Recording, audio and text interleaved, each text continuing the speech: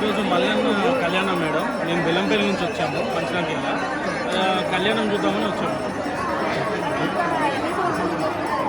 మేము గత 6 సంవత్సరాల నుంచి వస్తున్నాం. అద్దె కళ్యాణం చూస్తున్నాం, మల్లన్న కళ్యాణం. అంటే ఇవాళ శనివారం అంటే ప్రతి సంవత్సరం కళ్యాణం వస్తున్నాం మేడం, ప్రతి సంవత్సరం కళ్యాణం వస్తున్నాం. అంటే ఇక్కడ దేవస్థానంలో అంటే ఇక్కడ సౌకర్యాలు కానీ కంఫర్ట్స్ కానీ అంతా ఓకేనా, లేకపోతే మధ్యలో ఇంకేమైనా మార్పులు సౌకర్యాలు కల్పించాలి మేడం? అంటే మార్పులు చేర్పులు అంటే జరుగుతున్నాయి. పోయిన సంవత్సరంకి మించి అంతకుముందు ఒక్కొక్క సంవత్సరంలో ఒక్కొక్క మార్పులు జరుగుతున్నాయి. ఇప్పుడు గుడి కన్స్ట్రక్షన్స్ కూడా జరుగుతున్నాయి కదా.